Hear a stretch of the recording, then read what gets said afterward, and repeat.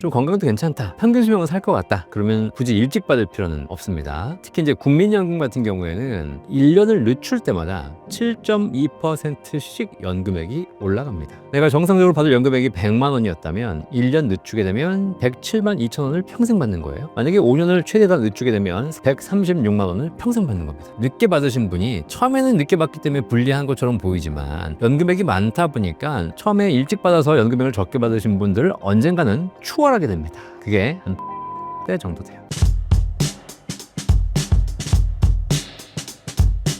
안녕하세요. 신사임당 구독자 여러분, 반갑습니다. 대한민국 연금 1등 연금 박사 이영주입니다. 대한민국에서 여러분 노후 준비, 연금에 대한 모든 궁금증이 있으시면 속 시원하게 해결해드리는 연금 박사 채널을 운영하고 있습니다. 연금을 꼭 65세에 받아야 할까요? 미루는 게 유리할까요? 사실 내가 갖고 있는 연금은 다양한 연금이 있습니다. 언제 받아야 되냐? 필요할 때 받아야죠. 첫 번째가 그거예요. 필요하면 받아야 돼. 근데 뭐 필요 없으면 늦춰받아도 되는 것이죠. 그 다음 또 하나 있어요. 오늘 내일 한다. 그럼 받아야 돼요. 내가 언제까지 살지도 모르는데 지금 몸이 안 좋다. 그럼 빨리 받아 쓰고 가셔야죠. 하지만 기본적으로 내가 좀 여유가 있다, 그리고 좀 건강도 괜찮다, 한 평균 수명은 살 것 같다, 그러면 굳이 일찍 받을 필요는 없습니다. 특히 이제 국민연금 같은 경우에는 1년을 늦출 때마다 일반적으로 정상 개시 연령이 보통 한 64세, 65세가 되거든요. 근데 그때부터 1년을 늦출 때마다 7.2%씩 연금액이 올라갑니다. 내가 정상적으로 받을 연금액이 100만 원이었다면 1년 늦추게 되면 107만 2천 원을 평생 받는 거예요. 2년 늦추게 되면 114만 4천 원 평생 받는 것이고, 만약에 5년을 최대다 늦추게 되면 36% 연금액이 업그레이드가 된 136만 원을 평생 받는 겁니다. 물론 5년 늦게 받으면 5년 동안은 못 받죠. 하지만 그만큼의 연금액이 많이 올라가기 때문에 일찍 받으신 분보다 늦게 받으신 분이 처음에는 늦게 받기 때문에 불리한 것처럼 보이지만 연금액이 많다 보니까 처음에 일찍 받아서 연금액을 적게 받으신 분들을 언젠가는 추월하게 됩니다. 그게 대략적으로 한 80세 정도 돼요. 80세 이전에 돌아가실 것 같다? 일찍 받으십시오. 그런데 80세 이후까지 살 것 같다? 그러시면 늦춰 받으시는 것이 단기적으로는 불리해 보이지만 장기적으로는 훨씬 유리한 구조가 되는 것이거든요. 그리고 또 하나 있어요. 얼마 전에 그 상담을 했는데 이분이 국민연금을 수령 중이라고 하시더라고요. 그래서 국민연금을 받고 있길래 국민연금 받아서 뭐 하세요? 그랬더니 통장에 있다는 거예요. 그래요? 그럼 통장에 이자가 얼마예요? 그랬더니 통장 이자가 한 거의 없다는 거예요. 아니 그럼 이자도 없는 통장에 뭐 너 두고 계십니까? 그럼 불리면 모르겠지만, 그런데 그걸 받지 않고 국민연금에 그대로 놔두면 1년에 7.2%씩 연금액이 올라간다. 그래서 뭐라 그러냐면 당장 가서 다시 연기 신청하십시오 라고 얘기했어요. 혹시 국민연금 지금 수령하고 계신 분도 마찬가지고요. 국민연금을 내가 정상 개시했다가 그 이후 5년간은 수령했다가 다시 연기를 신청할 수도 있고, 연기 신청했다가 다시 수령할 수도 있고, 수령했다가 다시 연기할 수도 있고, 자유로워요. 월 단위로 가능합니다. 그렇기 때문에 혹시라도 내가 지금 불필요하게 수령을 해서 수령회원을 쓰지도 않고 그리고 수익도 안 나는 계좌에 들어있다면 굳이 받지 마시고 바로 연기 신청하셔가지고 연기하시다가 진짜 필요해지면 또 한 몇 달 있다 받으시면 되는 겁니다. 그러면 그게 훨씬 더 유리하니까 기본적으로 좀 노후 준비하심에 있어서 너무 일찍 받는 것 뭐 좋긴 하지만 내가 지금 일찍 빼서 쓰면 쓸수록 내 미래의 노후는 점점 더 힘들어진다. 조금 이연시키는 게 좋겠다 라는 얘기를 드리고 싶고요. 그리고 이제 이런 얘기하면 또 그래. 아니 그러면 내가 언제까지 산다고 빨리 쓰고 죽어야지. 노후에는 그리고 사실 뭐 큰돈이 안 들어간다 라고 얘기하시는 분들이 계세요. 이것도 굉장히 큰 착각이에요. 내가 뭐 60세, 70세에는 건강하니까 놀러 다녀야 되니까 돈도 많이 들고 80세, 90세에는 뭐 할 일이 없으니까 돈이 안 든다? 무슨 얘기예요. 80세, 90세에는 병원비가 더 들어요. 지금 놀러 다니는 비용보다 간병비, 병원비가 훨씬 더 많이 들어요. 그래서 오히려 지금도 물론 행복하게 즐기셔야 되겠지만 지금은 많이 쓰고 노후에는 뭐 나이가 들어가면 들어갈수록 생활비가 줄어든다? 그렇지 않습니다. 그래서 항상 이런 부분에 대한 대비를 좀 하시면서 연금 계획, 연금 개시 계획을 실입할 필요가 있습니다. 연금 수령 시기를 늦춘다면 얼마나 늦춰야 하고 얼마나 더 받을 수 있나요? 연금 수령 시기를 늦추는 것, 뭐 저는 개인적으로 우리가 이제 평균적으로 60세에 지금 정년퇴직을 하잖아요. 그리고 국민연금의 개시 연령이 65세입니다. 약간의 이제 은퇴 절벽이 있지만 60세, 65세 한번 생각해 보세요. 60세, 65세가 옛날에는 돌아가실 나이였어요. 근데 지금 이제 60세가 청춘이라는 얘기가 나오잖아. 그죠? 사실 60세이신 분들 지나가다 만나보면 몇 살이에요? 물어보면 60세래. 근데 보이기에는 막 40대로 막 보이는 거예요. 머리도 흰머리 하나도 없고 다 염색해가지고. 그리고 말짱해. 옛날에 60세 할머님은 막 이렇게 허리 아파가지고 아이고 이러고 다녀야 되는데 지금은 말짱하게 다니시고 오히려 뭐 골프도 치고 운동도 하고. 그러니까 사실 제가 보기에는 60세에 은퇴한다는 건 이제 우리 사회에 맞지 않는 것 같다. 그래서 60세 퇴직은 하실지 모르겠지만 70세까지는 일해야 된다. 그리고 60세에 은퇴를 해서 노후를 보내기 시작하면 지금 평균 수명이 얼마인지 아시죠? 평균 수명이 이미 85세를 넘어가고 있고요. 보험개발원 발표자를 보면 평균 수명이 이미 90세를 넘었어요. 웬만큼 건강하신 분들은 다 90세를 살아요, 평균적으로. 자, 그러면 60세에 퇴직해서 90세까지가 30년이에요. 30년 뭐 하실래요? 이게 30년 너무 긴 기간입니다. 그래서 이거를 60세를 은퇴라고 내가 노후 시작이라고 생각해 버리면 내 노후 기간이 30년이 되는 것이고요. 그러면 내가 직장 생활한 기간보다 더 길어져요. 이건 말이 안 되는 겁니다. 그래서 지금처럼 기대하면 평균 수명이 길어지는 시기에는 노후를 시작하는 시점을 늦추실 필요가 있어요. 아직 몸도 괜찮아요. 충분히 일할 수 있는 능력도 있어요. 그리고 너무 빨리 은퇴를 시작해봐야 노후가 더 힘들어집니다. 그래서 제가 보기에는 이제 우리 사회가 65세에서 은퇴 시작 시점을 70세로 늦추는 시점이 조만간 도래할 것이다.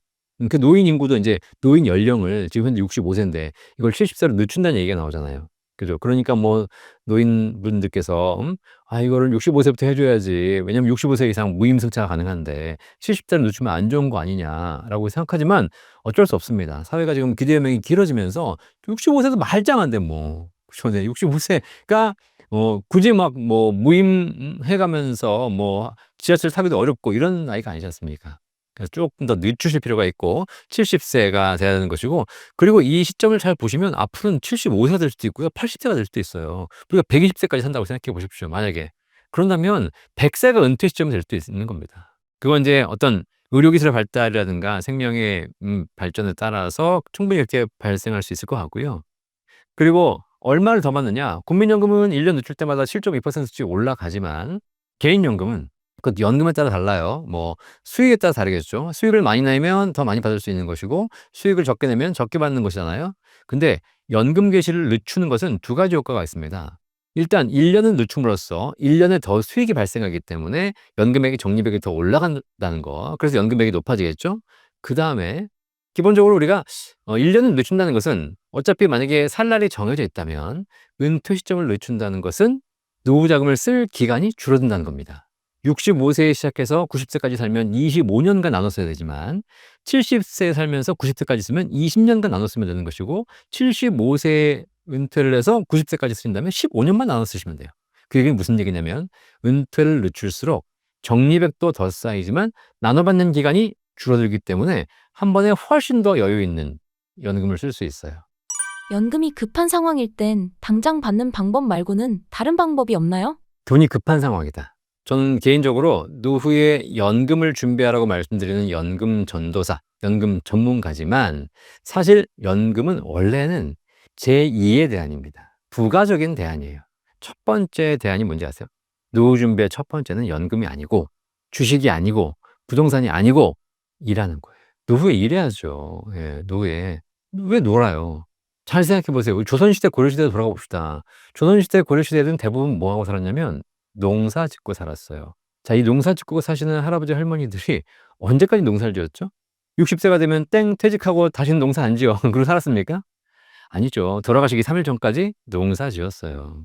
예, 끊임없이 일을 하면서 사셨다는 겁니다. 그죠? 그래서 지금도 마찬가지. 돈이 필요한데 내가 연금을 개시할까 고민하는데 만약에 몸이 아프고 내가 더 이상 일할 수 있는 능력이 없다면 연금이라도 받으셔야지. 그죠? 근데 말짱하잖아, 아직. 그러면 왜 연금 받아요? 일해야지. 그죠? 네, 근데 중요한 건 일하라 그랬더니 내가 지금 평생 일한 것도 지겨운데 또 일해야 돼? 라고 얘기하시는데 이제는 과거에 했던 힘든 일, 뭐 이런 일 하시는 것보다 내가 노후에 사실 연금 한 달에 100만 원, 200만 원 당겨 받는 것보다 100만 원, 200만 원 벌 수 있는 일은 많아요. 특히 우리 사회도 노인 일자리가 지금 활성화되고 있기 때문에 뭐 쫙 일하면서 뭐 주말까지 일하고 스트레스 받으면서 이런 일 말고 굳이 뭐 60세 이후에 한 달에 뭐 500만 원, 1000만 원씩 벌 필요는 없지 않습니까? 소일 하시면서 한 달에 100만 원, 200만 원 벌 수 있는 일을 찾으시면 그렇게 부담스럽지도 않으면서 그걸 통해서 내가 재능을 또 기부할 수도 있는 것이고, 그래서 또 소일거리 하면서 다니니까 건강도 좋잖아요. 그죠? 맨날 앉아가지고 집에 앉아가지고 60세부터 90세까지 죽을 날만 기다려. 언제 죽나? 오늘도 안 죽었네. 내일은 죽으려나? 또 내일도 안 죽었네. 이러고 30년 보내는 거 얼마나 비참합니까?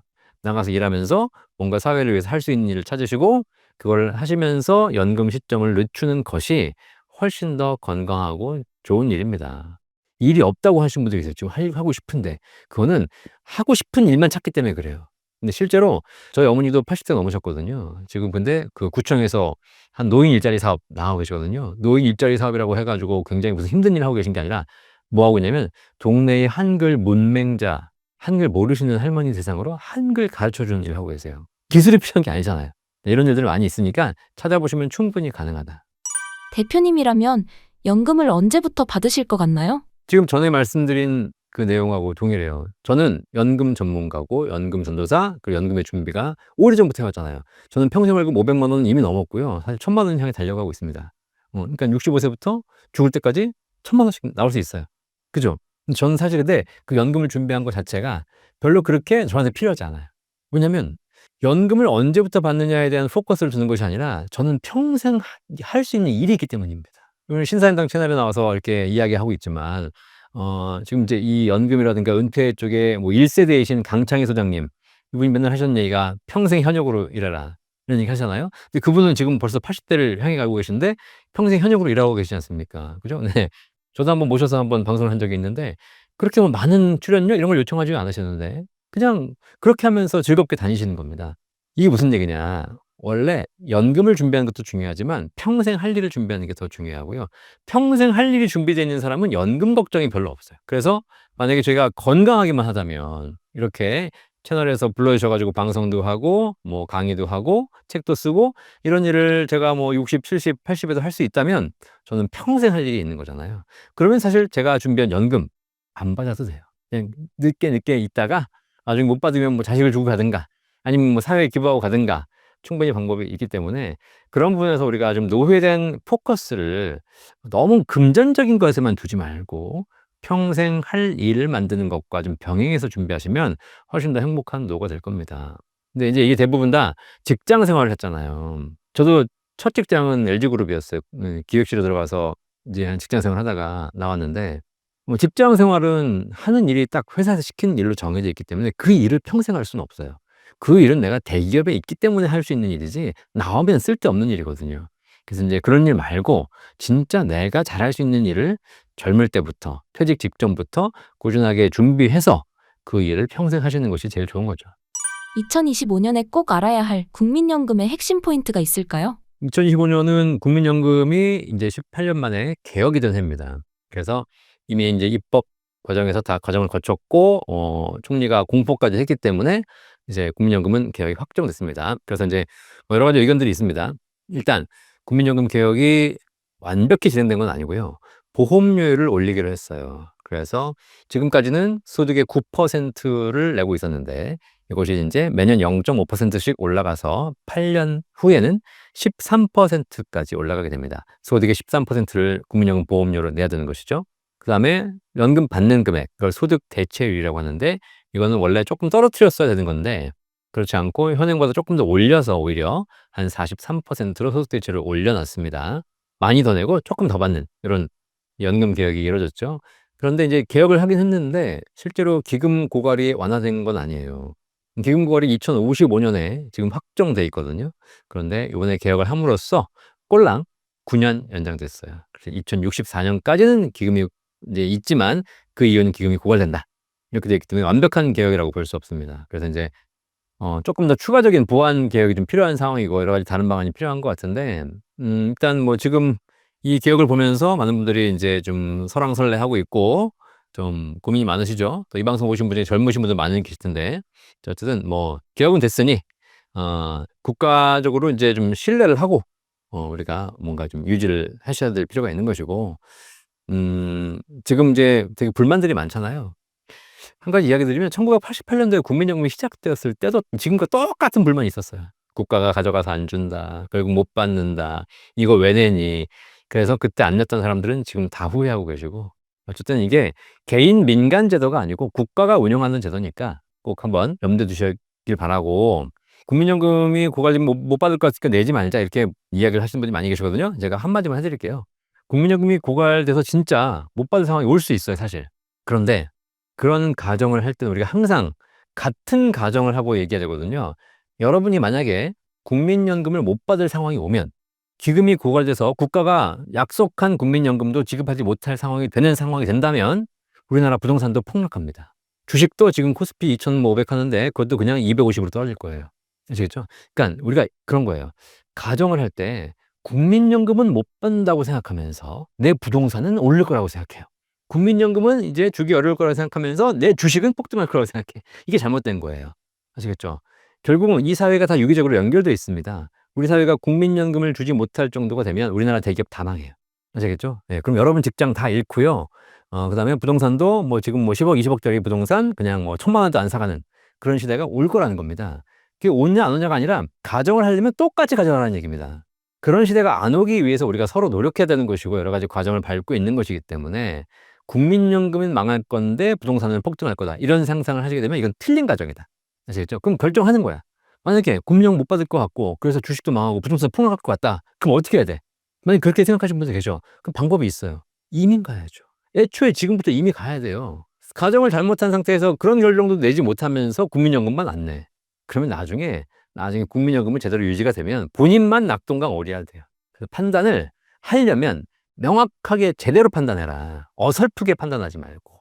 사람들이 국민연금에 대해 가장 많이 오해하는 점은 무엇인가요? 국민연금을 내가 내고도 못 받는다. 이게 굉장히 큰 오해입니다. 국민연금을 지금 기금이 고갈이 돼요. 기금이 고갈되면 못 받을까요? 통장이 비었는데 어떻게 줘? 라고 얘기하시겠지만 여러분 지금 잘 생각해 보세요. 여러분이 통장에 지금 한 푼도 없어. 그럼 못 살아요? 어떻게 되냐면 우리가 가게를 운영하면서 한 달에 300만 원 벌어 가지고 쓰죠. 그죠? 근데 300만 원 벌어 가지고 200만 원 쓰면 통장에 적립이 되잖아요. 그럼 100만 원 매달 쌓이면 통장이 늘어나겠죠.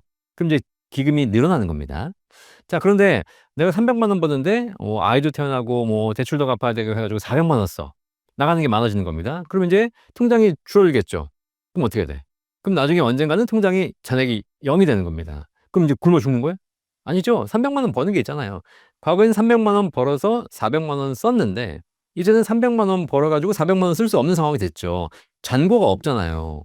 그러니까 어떻게 돼요? 이제 300만 원만 쓰게 되는 겁니다. 자, 그래서 국민연금 기금이 고갈되는 거는 국간이 비는 것이지만 국간이 빈다고 해 가지고 연금을 못 주는 건 아니에요.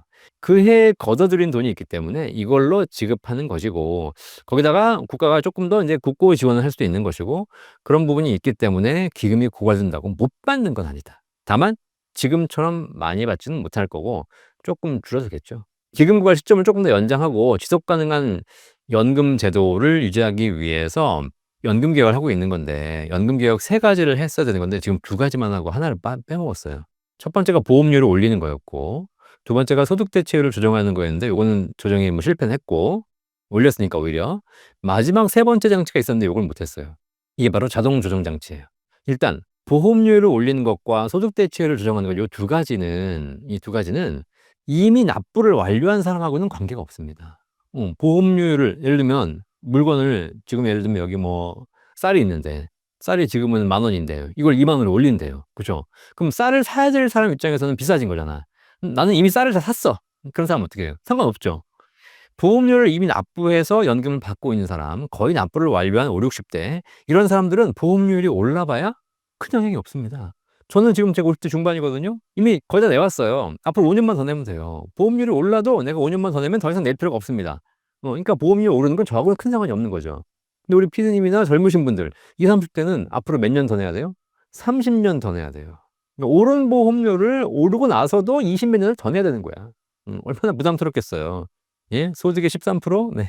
말이 13%지. 네. 내가 100만 원 벌면 13만 원, 500만 원 벌면 거의 6, 70만 원 내야 되는 거예요.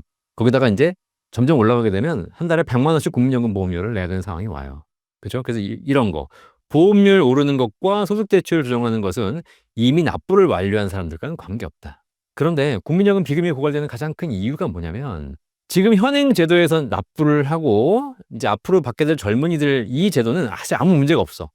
제도상으로. 그런데 국민연금 제도가 문제가 있는 이유가 뭐냐면 과거에 납부를 한 사람들이 낸 돈은 조금 내고 받는 돈은 엄청나게 받는 구조가 돼 있었기 때문이에요. 그렇게 국민연금을 보고 오신 지금 5, 60대 이상이 국민연금을 본격적으로 받게 되면 낸 돈 대비 훨씬 많이 받게 됩니다. 그러니까 이제 기금이 빨리 고갈되는 것이죠.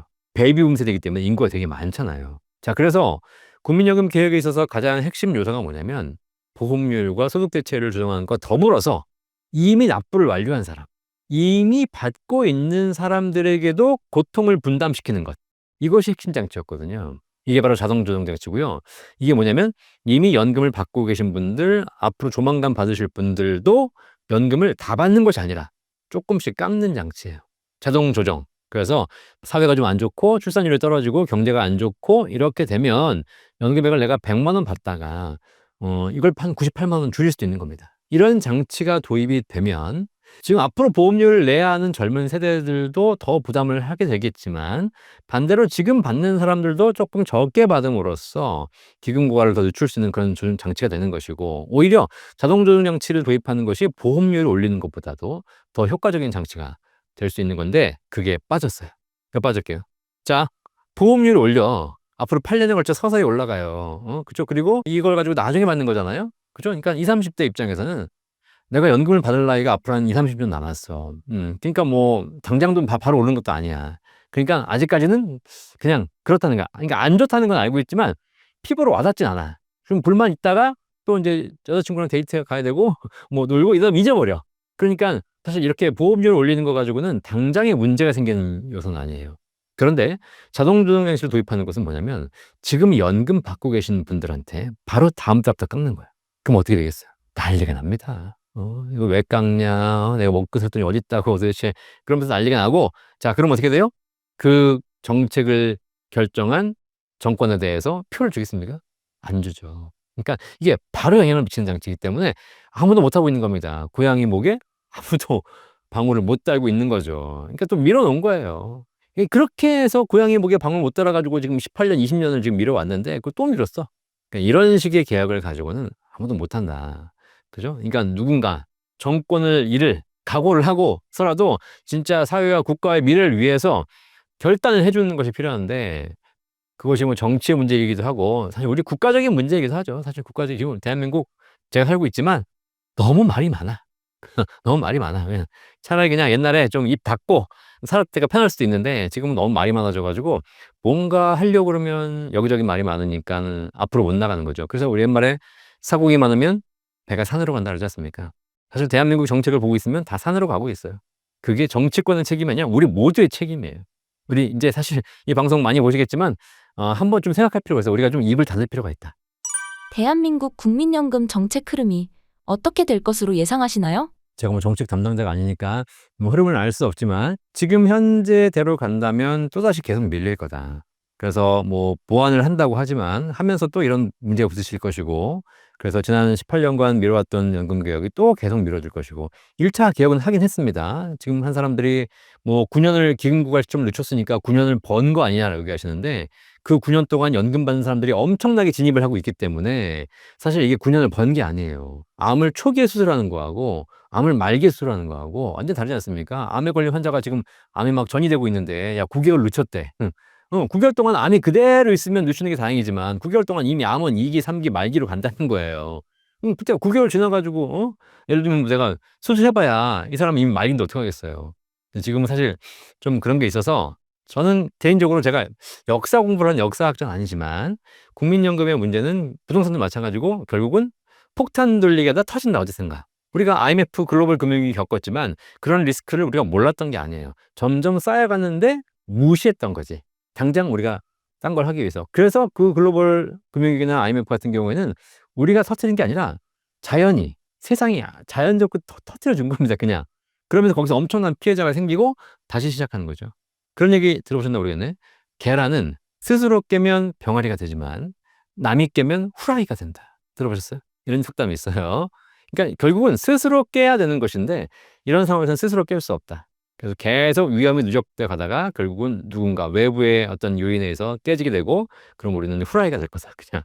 그런 시나리오가 사실 가장 어떻게 보면 현실적인 시나리오가 되는 것이고 그런데 그렇지 않다면 여러 가지 방안을 통해서 좀 정부라든가 정권에서 고민을 해 주신다면 큰 위험을 무릅쓰고라도 더 큰 위험이 닥쳐오지 않기 위해서 지금 조금 더 급진적인 개혁을 해야 될 필요가 있는 것이죠. 저는 그래서 제가 방송에서 말씀드렸지만 연금 박사가 가지고 있는 견해는 지금 국민연금 제도를 계속 유지해 가는 것은 어차피 힘들다. 어차피 얘는 2060년, 70년 되면 고갈될 제도예요. 아니면 세금을 투입해야 되는 거죠. 그러면 제가 보기엔 오히려 거기 더 큰 문제가 뭐냐면 지금 우리 청년들이 보험료를 9% 내고 있잖아요. 그러니까 아직까지는 사실 그대로 내는 거예요. 내년에 9.5가 되고요. 후년에 10%가 되고 10.5가 돼요. 점점 올라가죠. 그런데 소득은 점점 어려워지고 돈은 더 많이 들어가고 이러면 국민연금을 납부하기 어려운 상황이 옵니다. 그러면 어떻게 되냐면 가장 두려운 건 뭐냐면 젊은 층에서 단체적으로 집단적으로 납부를 거부하는 거예요. 그럼 어떤 일이 벌어지냐? 지금 기금 고갈이 2055년, 이번에 개혁으로 연장된 게 2064년이지만 그거는 제대로 낸다는 가정하에서요. 제대로 안 내면 기금은 그냥 바로 사라지는 거예요. 그런 상황이 오지 않기 위해서 우리 청년들이 동의할 만한 새로운 연금 대안이 필요하다. 그런 걸 여기저기서 얘기하고 있는데 뭐 그건 이제 KDI에서도 한번 그런 제도를 발표한 적이 있습니다. 제2의 국민연금 제도가 필요하다. 그것이 뭐가 맞고 틀리고의 문제가 아니라 사실 세상이라는 것이 논리적으로만 되는 것이 아니라 되게 감정적인 부분이 많이 연동되거든요. 제가 여기서 "청년 여러분 국민연금 제도 어차피 안 망할 거고 괜찮을 거니까 꾸준하게 불입하십시오."라고 백날 얘기해 봐야 일단 삐졌어. 나도 삐졌고 너도 삐졌고. 근데 현실적으로 내가 정말 어려워져. 그럼 인제 그것이 집단적인 의사 표출로 나오게 되면 더 큰 문제가 발생하는 거죠. 그런 일이 안 일어나길 바라면서. 국민연금을 오래 냈는데도 불구하고 수령액이 적은 경우가 있다는데 이유가 무엇인가요? 지금 국민연금을 냈는데 수령액이 적으신 이유는 하나예요. 지금 현재 국민연금 가입자, 국민연금 수급자의 평균 수급액이 65만 원 정도밖에 안 됩니다. 그러니까 뭐 노후빈권 심각하다 없다고 하시지만 사실 지금 현재 국민연금 수급하시는 분들은 대부분 다 나이가 좀 많으신 분들이에요. 지금 70-80세. 이분들은 국민연금 제도가 1988년도에 시작됐어요. 그러니까 그때 이미 직장 생활을 하고 계셨기 때문에 직장 생활 초기부터 가입한 게 아니에요. 하다가 중간에 가입해 가지고 뭐 한 길면 10년, 15년? 국민연금을 한 30-40년 가입해야지 연금액이 높아지는데 그게 아니라 한 절반 이하밖에 못 하신 분들이 쪼끔 내고 이제 국민연금 받고 계신 거기 때문에 사실 낸 돈 대비 받는 돈은 엄청납니다. 그렇지만 낸 기간이 국민연금 제도 도입이 좀 늦었기 때문에 낸 기간이 짧으니까 좀 적게 받으시는 것처럼 보이는 것일 뿐이죠. 그러니까 물론 그분들이 연금이 부족해서 노후가 어려우신 건 이해가 되지만 국민연금 제도 입장에서 보면 그분들은 낸 돈 대비 훨씬 더 많은 돈을 받고 계신 거고요. 인제 본격적으로 이제 조만간 보시면 국민연금 평균 수급액이 급격하게 올라갈 겁니다. 왜냐하면 이제 88년도에 국민연금이 시행됐을 때 그때 처음 직장 생활을 시작했던 그러니까 1960년대생들 그죠? 베이비붐 세대, 1차 세대. 이분들이 이제 본격적으로 65세가 됐어요. 조만간 이제 쭉쭉쭉쭉 들어오기 시작합니다. 지금은 현재 2025년이잖아요. 그러니까 60년생이 65세가 되죠. 조금 전 61년생, 62, 63, 64, 65 해가지고 70년대 초반까지 앞으로 10년간 우르르르르르 국민연금을 수급하게 되는데 이분들은 국민연금을 30년 이상 풀로 가입하신 분들이에요. 이분들이 적게는 150만 원, 많게는 200만 원 이상의 연금액을 받아가시게 돼요. 그래서 지금 평균을 가지고 얘기하는 건 의미가 없고 조만간 엄청나게 수급자가 늘어나고 평균 수급액도 늘어나면서 기금은 이제 조만간 고갈되게 되는 것이죠. 은퇴 후 만약 1억 원이 있다면 어떻게 굴리는 게 좋을까요? 이런 거는 왜 굴려요? 자, 이 주제의 문제를 잘 봐야 돼요. 우리가 문제를 풀 때 정답을 맞춰야 되잖아요. 그러면 주어진 조건을 잘 분석해야 돼요.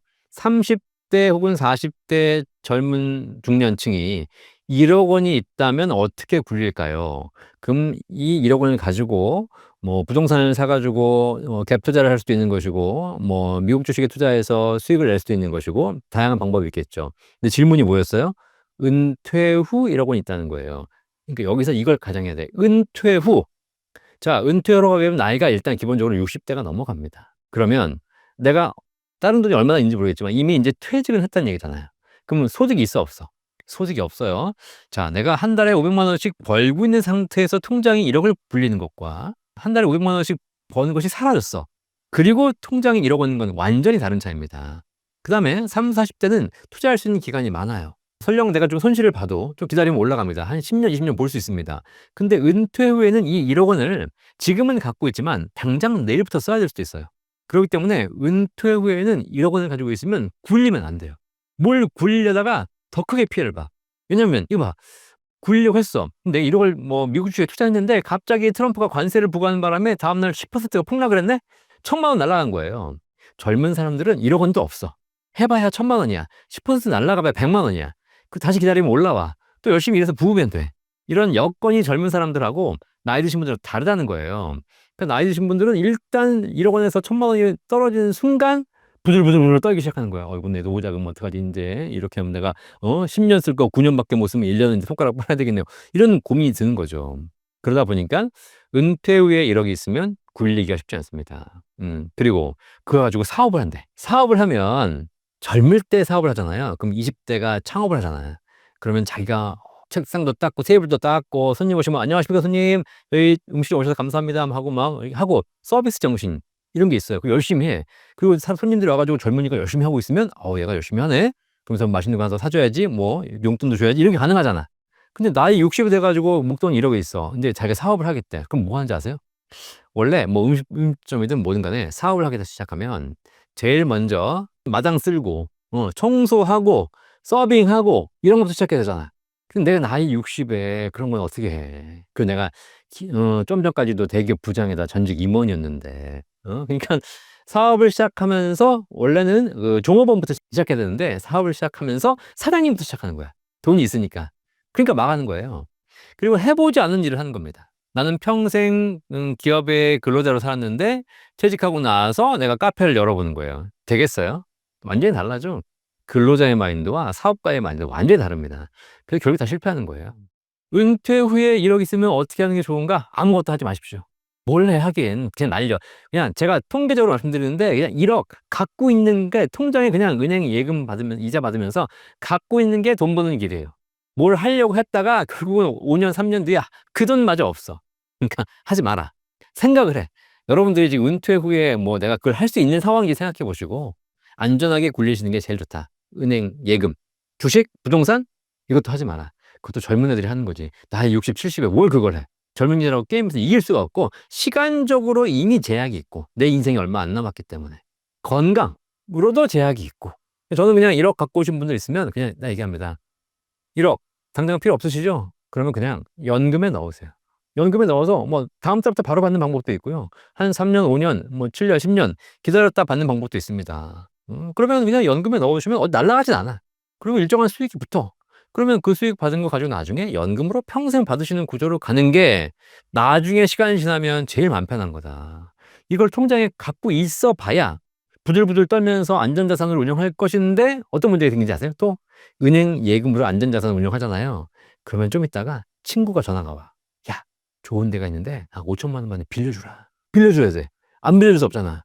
좀 빌려주면 받아 못 받아? 못 받아요. 그래서 빌려줘서 못 받고 투자해서 날리고 여기저기 그런 거고 그렇게 해서 그러고 다 안 했어. 그런데 어떤 일이 벌어져? 보이스피싱을 당해요. 그죠? 네, 보이스피싱도 망했어. 근데 SKT 유시민 정보가 날라갔네?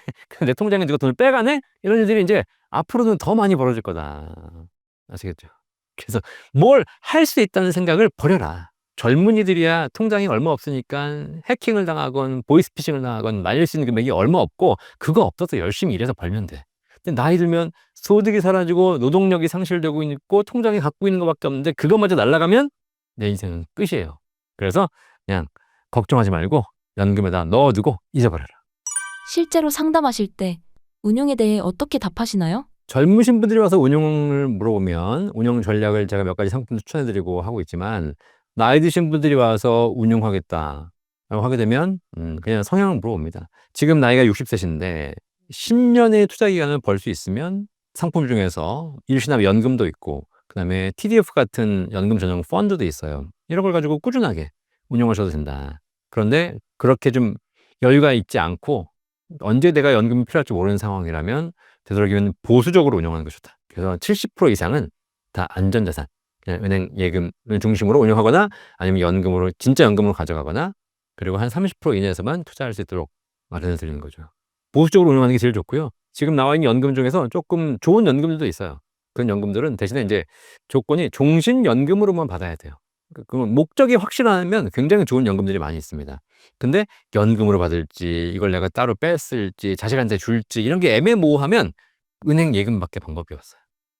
그다음에 이제 젊으신 분들이 오면 한 40대 뭐 이런 분들이 오면은요. 운용에서 말씀드리고 싶은 거 뭐 하고 있냐면 보통 한 30-40대가 연금을 운용하면서 연금 펀드나 IRP 이런 상품을 가입해 가지고 ETF나 펀드를 사서 매수 매도를 하는 전략을 쓰는 경우가 있어요.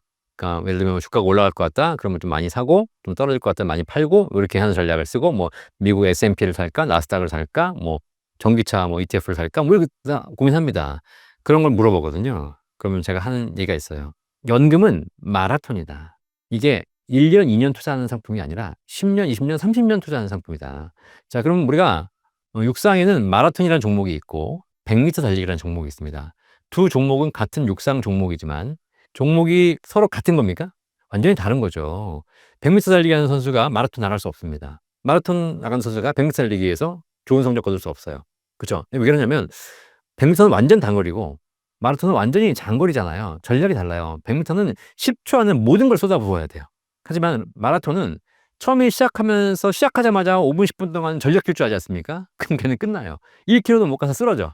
42.195를 뛰기 위해서 처음부터 꾸준하게 스테디하게 페이스를 조절해 가면서 가는 게 필요하죠. 우리 연금은 그런 마라톤입니다. 근데 마라톤을 시작하자마자 죽어나 매수매도 하고 시장 보면서 야, 사야 돼 말아야 돼 이런 거 고민하는 애들이 있어. 이거는 기본적으로 연금을 대하는 전략이 틀린 겁니다.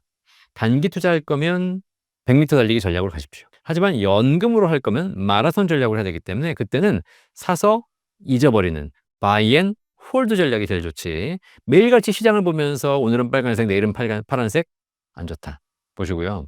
마지막으로 30대, 20대 젊은 사람들 얼마 전에 20대 청년이 저한테 와가지고 연금을 하나 준비하겠다라고 얘기해서 얼마 할 거니? 그랬더니 한 달에 30만 원 정도. 그래서 연금을 뭘 하면 좋겠습니까? 물어보더라고요. 제가 뭐라 그랬냐? 한 달에 30만 원 정도 연금을 할 생각이 있으면 연금 하지 마. 그럼 뭐 해야 돼요? 그걸 학원 다녀. 라고 얘기했어요. 네가 지금 젊은 나이에 해야 될 것은 연금을 준비하거나 뭐 적립식 펀드를 사거나 뭐 주식을 사거나 이거 할 때가 아니야. 그 30만 원 꾸준하게 내가 펀드 투자해가지고 불려가지고 나중에 이게 60이 되건 70이 되건 네 인생에 별 의미가 없어. 대신에 네가 지금 그동안 좀 학원을 다녀서 너의 기술력을 더 키우고 너의 능력을 더 키우면 이것이 너의 인생에서 더 큰 역할을 하는 것이다. 2022년도에 그 미국의 오마하라는 곳에서 버크셔 해서웨이라는 워렌 버핏 아시죠? 워렌 버핏이 운영하고 있는 세계적인 그 사모펀드 회사 예, 주주총회가 열렸습니다. 2022년도에 그때 미국이 인플레이션이 심해가지고 물가가 막 올라가고 있었거든요. 그때 어떤 젊은 여자애가 나와가지고 워렌 버핏에게 질문했습니다. 지금 인플레이션이 계속되고 있는데 이걸 물가 상승률에 따른 화폐 가치 하락을 해지하기 위해서 내가 어떤 종목을 사야 됩니까? 라고 워렌 버핏에게 물어봤어요. 세계적인 투자의 기재 워렌 버핏 그 아가씨의 얘기를 듣고 뭐라고 답했는지 아십니까? 이렇게 정리해 줬어요. Develop yourself. 너 자신의 능력을 개발해라. 네가 지금 그런 거 할 때가 아니다. 네가 지금 주식 클릭하면서 더 좋은 종목을 찍을 때가 아니고 네 능력을 개발하면 사람들이 너를 인정하고 너에게 더 많은 돈을 갖다 줄 것이다. 라고 얘기했어요. 20, 30대는 제가 보기에는 뭐 연금 운용을 할 나이가 아닙니다. 그거 할 시간에 공부하세요. 그게 훨씬 더 남는 장사예요. 요즘 퇴직금을 퇴직연금으로 받는데 퇴직금은 한 번에 받는 게 좋을까요? 퇴직을 하시게 되면 퇴직금을 지금은 이제 한 번에 받는 것이 아니라 이제 IRP라는 계좌로 받게 돼 있어요. 이제 아직까지 뭐 100% 의무는 아니지만 점점 의무화되고 있습니다. 그러면 사실 옛날에 우리 부모님들은 퇴직금을 받아가지고 일시금 받아가지고 그 써버렸다 보니까 이게 이 목돈이 있으면 금방 날아가요. 그래가지고 결국은 노후를 책임지지 못하는 그런 상황이 발생했죠. 국가가 퇴직연금 제도를 도입해서 퇴직금 받는 통장 IRP 통장을 만들었어요. Individual Retirement Pension. 개인 퇴직연금 통장. 그래서 퇴직하게 되면 퇴직금이 1억이든 2억이든 그 돈을 IRP로 받게 됩니다. 그리고 IRP를 받아서 거기서 일시불로 빼도 돼요, 사실. 그런데 일시불로 빼시게 되면 어차피 통장만 거쳐오는 거기 때문에 그냥 일시불로 받는 거잖아요. 이렇게 되면 국가가 퇴직소득세를 전액을 다 부과합니다. 퇴직금에 대해서 퇴직소득세를 부과하는데 세금을 내야 되잖아요. IRP로 넘어와서 일시불로 빼면 퇴직소득세를 다 내야 됩니다, 그냥. 뭐 일시불로 빼는 건 다 똑같습니다. 그런데 IRP 통장에서 일시불로 빼지 않고 10년 이상 연금으로 나눠 받으면 퇴직소득세의 30%를 할인해 줘요. 11년 차부터는 더 길게 늦게 빼면 뺄수록 40%를 할인해 줍니다. 그러니까 퇴직소득세가 예를 들면 내가 내야 될 세금이 100이다. 그럼 일시불로 빼면 100을 다 내야 되지만 10년을 나눠 빼면 거기서 30을 줄여주는 겁니다. 그래서 사실 연금으로 받아서 나눠서 빼면 더 유리한 구조로 만들어 놨죠. 그래서 그렇게 안정적으로 노후자 자산을 관리해라라고 만들어 놨는데 이 퇴직소득세 자체가 실제로 그렇게 많지 않아요. 대부분 뭐 기업에서 20년간 근속하셨는데 퇴직금이 1억 원이다. 만약에 이렇게 되면 퇴직소득세가 얼마냐면 보통 우리가 이제 1억 정도를 뭐 근로소득으로 받아온다. 그러면 소득세율이 한 20%, 30% 올라가잖아요. 그죠? 근데 퇴직소득세는 평생을 일한 것에 대한 보상이기 때문에 굉장히 많은 공제를 해주고 낮춰주거든요. 20년 근속하시고 1억 원의 퇴직금 받아 나오시는 경우에 퇴직소득세율은 1.1%입니다. 1%, 1%. 그러니까 1억 원 받아 나와가지고 일시불로 빼면 세금 내는 게 얼마? 100만 원이에요. 100만 원. 1억에 100만 원 세금 내는 겁니다. 많아 적어? 적죠. 거의 없는 거예요. 1억 9,900만 원 받아 나오는 거기 때문에 세금이 거의 없는 겁니다. 만약에 1억을 월급으로 받아 나오면 2천만 원이 세금이에요. 3천만 원이 세금이에요. 근데 1억을 퇴직금 받아 나오니까 100만 원 세금 내고 나오는 거예요. 그죠? 자, 그런데 1억을 퇴직금으로 일시불로 빼면 100만 원 세금을 내야 되는데 이걸 IRP로 받아서 10년 이상 연금으로 나눠 받으면 퇴직소득세 얼마라고요 아까? 100만 원. 100만 원에 30%를 줄여주겠다는 겁니다. 무려 30만 원 줄여주는 거예요. 10년 동안. 10년에 30만 원, 1년에 3만 원, 한 달에 2,500원 줄여주는 겁니다. 아시겠죠? 그러니까 실제로 효과가 있어 없어? 없죠. 그러니까 사람들이 고민 이거 생각해 보는 겁니다. 이거를 뭐 IRP에서 연금으로 받아봐야 실제로 절세 효과는 뭐 하루에 2,500원, 한 달에 2,500원? 그냥 얼마 되지도 않으니까 일시불로 빼지 이런 게 되는 거예요.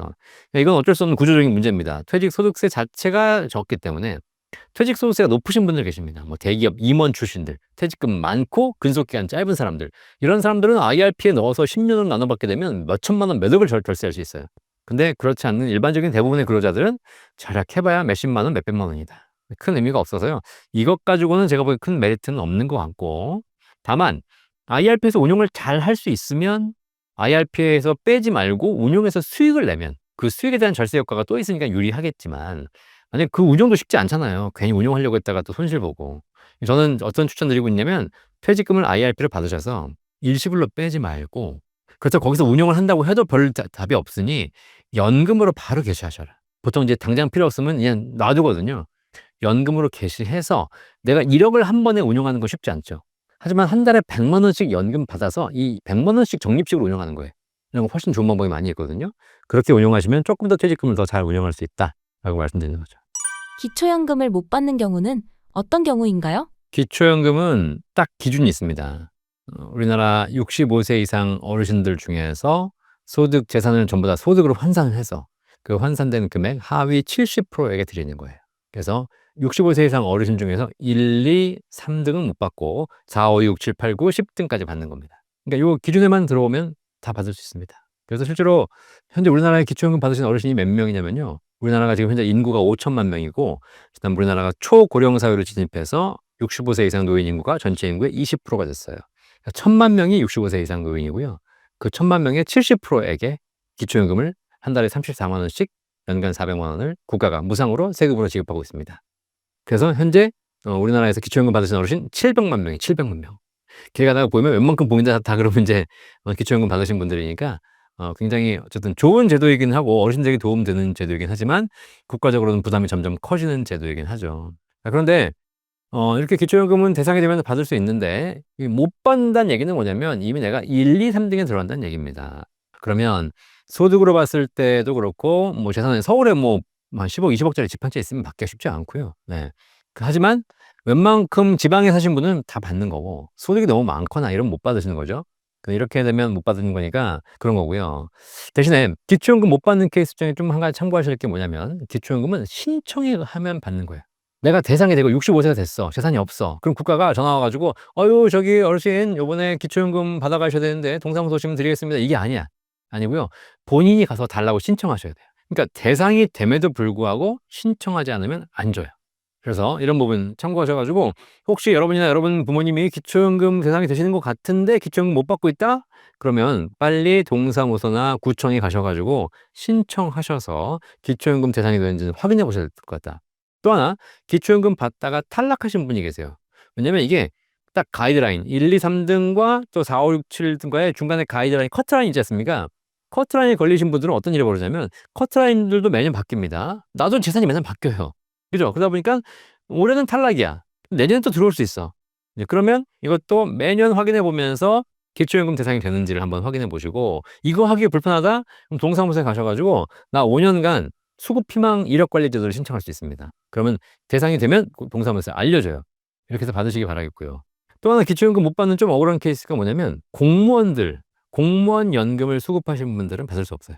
이게 참 뭐 공무원들에게는 좀 죄송한 얘기지만 어쨌든 국가에서 만들면서 기초연금도 복지제도인데, 공무원이나 사학연금, 군인연금 같은 분들을 연금 받으신 분들은 뭔가 좀 많이 받는다. 그러니까 당신들은 굳이 기초연금까지 줄 필요 없지 않냐? 그래서 공무원들은 빼버렸어요, 법적으로. 그래서 공무원 연금, 사학연금, 군인연금 이런 건 직역연금 받으시는 분들은 기초연금 받을 수 없습니다. 또 더 억울한 거, 공무원들은 못 받는 거 이해가 돼. 공무원 배우자도 못 받아요. 그러니까 공무원 배우자는 공무원이면 모르겠지만 공무원 배우자는 공무원이 아닐 수 있잖아요, 그죠?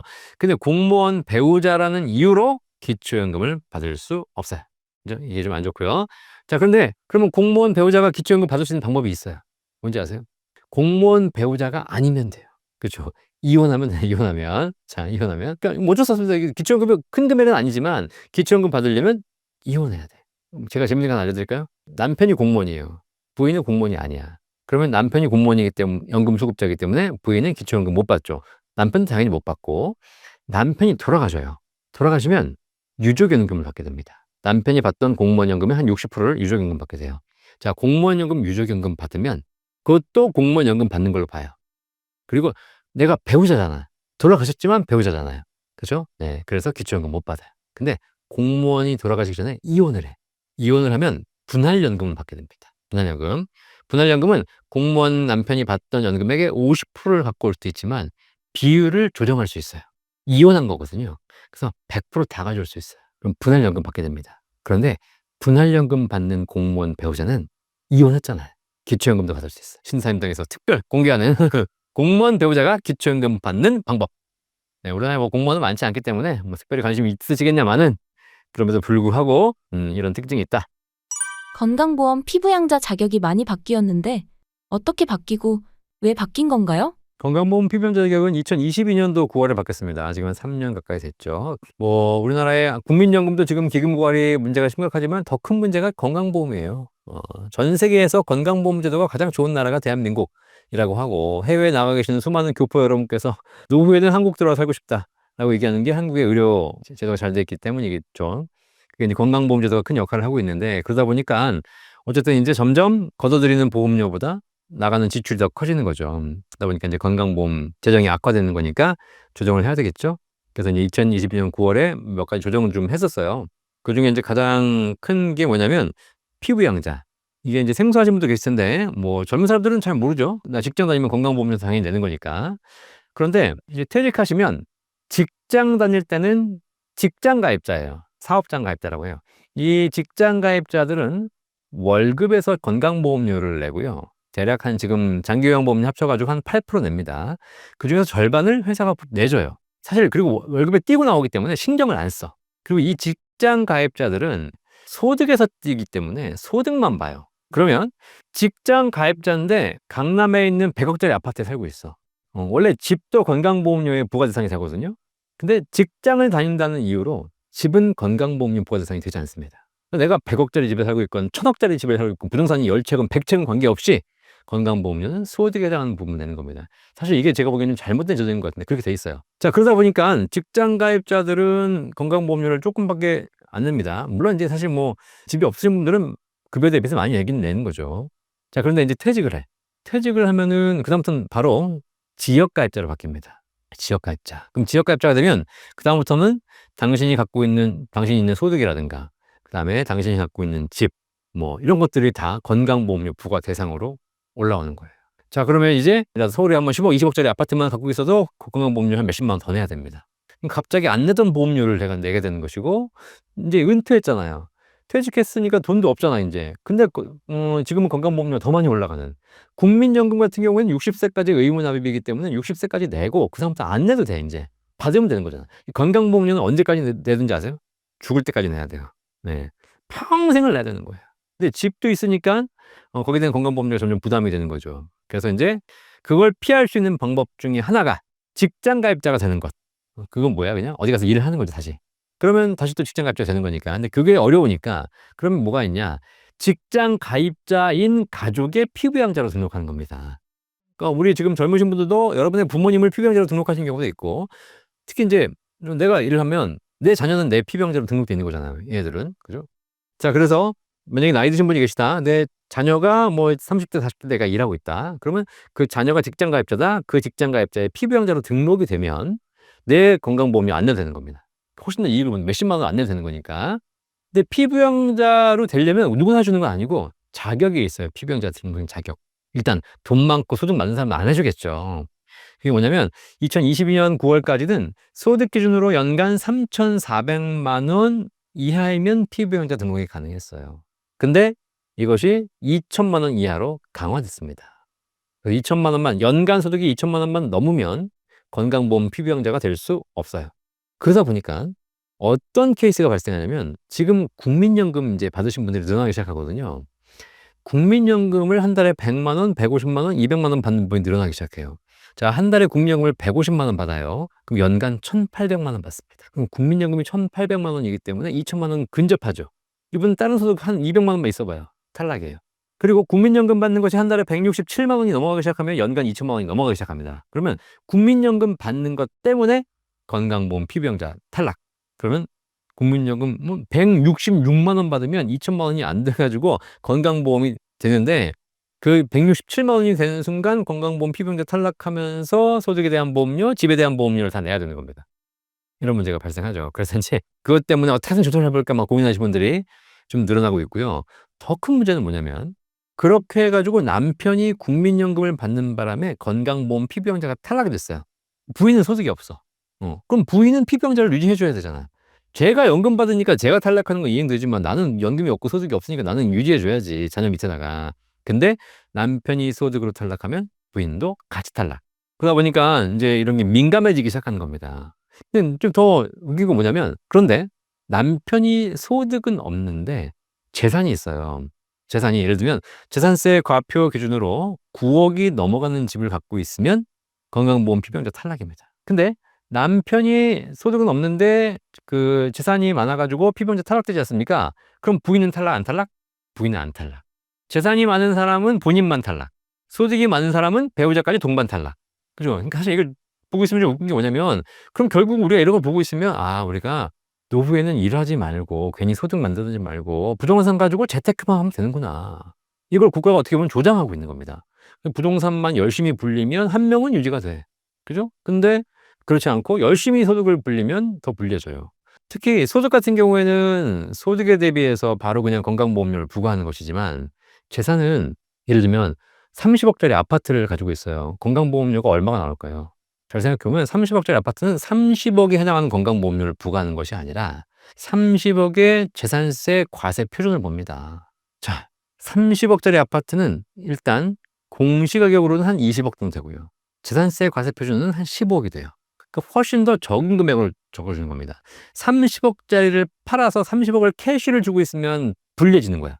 근데 30억짜리 아파트를 갖고 있으면 15억으로 봐주는 거예요. 이런 제도들이 있어요. 어쨌든 뭐 그런 면에서 우리나라는 소득을 열심히 일해서 소득 버는 것보다 부동산 투자하는 것이 훨씬 더 유리한 구조로 되어 있는 나라다. 주택연금 제도는 누구에게 유리하며 활용 시 꼭 알아야 할 점은 무엇인가요? 주택연금 제도는 이제 우리나라는 이제 부동산이 많잖아요. 조금처럼 점점 부동산을 너무 많이 좋아하니까 집을 많이 하시는데, 그러다 보니까 내 전 재산이 뭐 소득은 없는데 집밖에 없어. 근데 뭐 집도 뭐 강남에 수십억짜리 아파트에 있는 사람들은 안 되는 거고, 집을 갖고 있는데 집값이 공시 가격 기준으로 12억 원이 안 되시는 분들, 12억 원 이하이신 분들, 이런 분들을 가지고 계시는 분들에게는 국가가 이 집을 담보로 연금을 받을 수 있도록 되어 있습니다. 그러니까 노후에 뭐 국민연금도 필요하고 퇴직연금도 필요하고 개인연금도 필요하지만 이걸 다 합쳐서도 준비가 부족하시고, 근데 내가 집 한 채밖에 없다, 이러신 분들은 주택연금을 받으시면 그걸로 평생 연금 받을 수 있습니다. 얼마 받는지 알려드릴게요. 주택연금은 제일 많이 가입하는 연령대가 70대 초반이거든요. 언제 가입하느냐에 따라서 연금액이 달라져요. 아무래도 보시면 일찍 가입할수록 한 번 받는 연금액이 낮아져요. 오래 받아야 되니까. 늦게 가입할수록 한 번 받는 연금액은 올라가죠. 가장 많이 가입하는 때가 70대 초반이고요. 가장 많이 가입하는 가격대가 4억에서 5억이에요. 그때 70대 초반에 가입하시게 되면 집값 시세로 1억당 월 30만 원 받습니다. 그럼 내가 5억이면 집값이 5억이면 150만 원씩 평생 받는 거예요. 시세로. 공시가격 아니고. 그래서 150만 원씩 평생 받습니다. 자, 그러니까 내가 뭐 국민연금, 퇴직연금 이런 게 많지는 않은데 한 100만 원 받는 거고, 그다음에 주택연금으로 한 달에 100만 원, 150만 원 받게 되면 한 달에 한 2, 300만 원이 연금에 확보하기 때문에 사실 노후에 큰 어려움 없이 살 수 있어요. 굉장히 좋은 제도고 저희 어머니도 주택연금 가입 다 시켜드렸습니다. 자, 그런데 주택연금 가입의 가장 큰 문제가 뭐냐? 부모님 입장에서 내가 뭐 자식한테 해준 건 없는데 이 집이라도 한 채 물려주고 가야지. 이런 생각하시면 주택연금 못 가입하는 거예요. 자식 입장에서도 아니 엄마가 우리 뭐 해준 것도 없는데 저 집이라도 한 채 좀 물려주셔야 될 텐데 저걸 주택연금 다 쓰신다네. 그럼 우리는 나중에 뭘 받는 거야? 이런 생각을 하기 시작하면 결국은 주택연금을 활용하지 못하는 거죠. 자, 그래서 이런 경우에는 주택연금 가입하지 못하고 그냥 어렵게 사시는 겁니다. 자, 그럼 어떤 일이 벌어지냐? 주택연금 가입 못했어요. 그럼 우리 어머니 아버님이 노후에 좀 생활비가 부족하잖아요. 그죠? 그럼 이제 엄마 아빠 입장에서는 어떻게 하게 되겠어요? 주택연금을 가입해야 되는데 이걸 자식 물려주려다 보니까 연금이 부족해. 그럼 결국 뭐라고 얘기해? 이제 애들을 부르는 거죠. 야, 우리가 노후 생활비가 부족한데 너네가 조금만 용돈 좀 줘라. 그럼 자식 입장에서 뭐라고 주고 싶어? 안 주고 싶어? 효자여서 주고 싶지만 중요한 건 자식 입장에서는 우리 부모님 주면은 취득, 처가 이런 데 줘야지. 그죠? 네. 그러니까 서로 하는 게 막 부담스러워지는 것이고, 나도 지금 애 키우고 할 게 많은데 또 용돈 드려야 되는 것이고, 처음에 몇 달은 드리겠다고 드리긴 들었는데 부담스러워 안 부담스러워? 부담스럽지. 그러니까 결국은 나중에 이제 좀 더 덜 주게 되고 안 주게 되고 뭐 이러면 또 엄마가 전화 와. 야, 왜 용돈이 이번 달에 안 들어왔니? 안 주니? 그러면 이제 또 짜증 나잖아. 서로 싸워. 그래서 재산 이제 갈등이 많아져요. 그럼 나중에 그래가지고 막 안 주기 시작하면 엄마가 뭐라 그랬어요? 너희는 그럼 내 이 집 안 준다? 그럼 뭘 모르려? 싫어, 됐어, 말아. 내가 달라 그랬어, 언제 봐? 그럼 싸우고 서로 의절하고 막. 이런 문제가 왜 이런 걸 가지고 싸우냐 이거지. 그럴 필요 없어요, 그냥. 내 건 내가 쓰고, 네 건 네가 쓰면 돼. 그냥 딱 처음 자식들 만나놓고 얘기하면 됩니다. 야, 우리가 노후자금이 부족한데 내 가진 건 집밖에 없어. 근데 내가 너희들한테 용돈 달라고 하기도 미안해. 그래서 니네들한테 손 안 벌릴게. 니네들은 니네들 벌어서 알았어. 대신에 이 집은 내가 다 쓰고 간다. 혹시 일찍 죽으면 남는 건 니네들이 가져라. 하지만 주택연금 가입하면 평생 받을 수 있는 것이고 더 많이 받아가도 자식에게 청구하지 않거든요. 그러니까 딱 그냥 클리어하게 정리하는 겁니다. 그러면 부모는 주택연금 받아가면서 노후 생활 여유롭게 할 수 있는 것이고, 자식 입장에서는 부모한테 뭐 돈을 주냐 마냐 이런 것도 할 수 없는 것이고, 부모님 입장에서 주택연금 받아 쓰는데 돈이 남아. 그럼 어떻게 돼? 자식이 용돈 주면 되는 거예요. 그럼 자식 더 좋아해. 이렇게 부모 자식 관계가 훨씬 더 금전적으로 클리어한 관계가 돼요. 이렇게 하시는 것이 오히려 좀 이 고령 사회에 심플한 방법이 될 것 같습니다. 또 하나, 우리 부모님 사시는 집이 그 뭐 서울시 뭐 한복판에 있어 가지고 언제든지 나도 들어가 살고 싶고, 우리 얼죽신 신축이야 막. 그리고 또 부모님이 돌아가셔도 그 집도 잘 팔려. 세도 잘 나가. 이런 집들은 주택연금까지 갈 필요도 없어요, 사실. 하지만 좀 경기도 외곽 지방에 있는 이런 주택들 중에서 뭐 아파트 말고 빌라 뭐 이런 일반 주택 있지 않습니까? 잘 생각해 보세요. 자식 입장에서. 우리 부모님이 저 집에 살고 계시는데 우리 부모님 돌아가시면 내가 저 집을 물려받겠지. 물려받으면 뭐 취득세, 등록세, 상속세 다 내야 되지 않습니까? 근데 그럼 물려받으면 내가 저 집에 들어가 살 것인가? 생각해 보세요. 나는 지금 내 주변에는 홈플러스, 마트도 있고 백화점도 있고 이렇게 교통 좋은 데 살고 있는데 우리 부모님 살던 대로 갈 수 없어. 그러면 그 집은 우리 부모님 돌아가시면 그 집 비어. 그럼 그 집을 세를 놔야 돼. 근데 중요한 건 내가 들어가기 싫은 집 누가 들어가겠어요? 안 들어가. 근데 세도 못 나. 그럼 팔아야 돼. 팔려 안 팔려? 안 팔려요. 실제로 대한민국이 이제 앞으로 고령화가 되면서 지방, 외곽은 공동화가 이루어질 겁니다. 빈도시가 늘어날 거죠. 빈집. 그때 그런 집들이라면 그냥 어떻게든 부여잡고 있고 그 물려받아 봐야 들어가 살 수도 없고 팔리지도 않고 관리만 힘들고 결국은 돈도 안 되는 이런 폐가가 될 가능성이 크다는 거예요. 이 집은 하루빨리 주택연금 받고 가시는 것이 최고입니다. 돈이 될 만할 때 현금화하는 겁니다. 연금 받아서 쓸 일 없다? 주택연금 받아가지고 그 돈 가지고 손주한테 용돈 주세요. 그러면 할머니, 할아버지가 오래 살면 손주가 부자가 돼. 아시겠죠? 그렇게 해서 이 부동산이라는 거 뭐 아주 대도시의 핵심 지역에 있는 부동산들은 주택연금 가입도 안 되고 그런 분들은 사실 그렇게 주택연금 필요 없겠지만, 그렇지 않은 외곽에 있는 주택들은 제가 보기에는 반드시 주택연금을 생각해 보는 것, 국가를 위해서 또 개인을 위해서 가정을 위해서 굉장히 좋은 선택이 될 수 있습니다. 마지막으로 신사임당 구독자분들께 한 말씀 부탁드립니다. 두 가지 차원에서 알아서 쓰세요.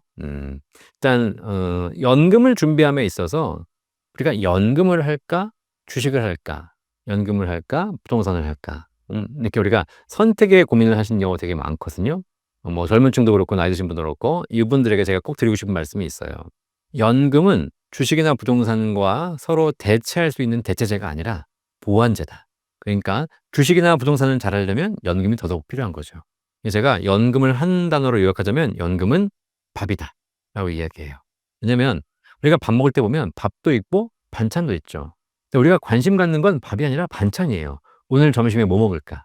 김치찌개, 된장찌개, 제육볶음, 오징어볶음 다 반찬 이야기합니다. 반찬은 화려하고 반찬은 맛있고 반찬은 다양해요. 그러니까 반찬을 주로 우리가 생각하지만 여러분 한번 생각해 보세요. 반찬만 먹으면 어떻게 되죠? 밥을 안 먹고 반찬만 먹으면 짜서 못 먹어요. 반찬을 맛있게 먹을 수 있는 가장 큰 이유는 밥이 있기 때문이에요. 반찬은 수시로 변하고 다양하게 변화하지만 밥은 변함없이 수천 년간 우리의 식단을 지켜줘 왔어요. 여러분이 젊을 때 투자도 하고 여행도 다니고 굉장히 인생을 드라마틱하게 살 수 있는 가장 큰 이유는 안정적인 소득이 있기 때문입니다. 밥이 있기 때문이에요. 그런데 노후가 되면 그 소득이 사라져요.